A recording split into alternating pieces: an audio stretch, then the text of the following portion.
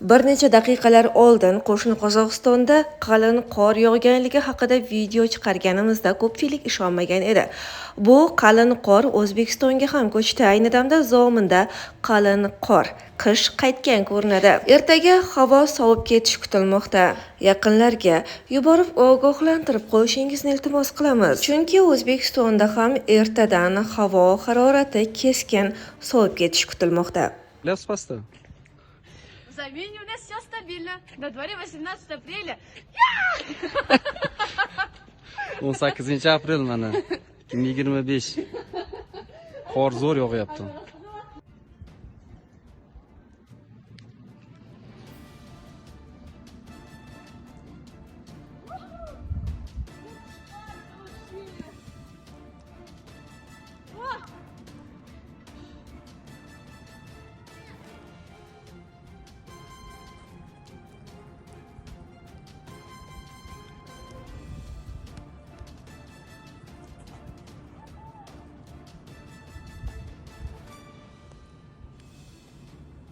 Ha, 2025 yil 18 aprel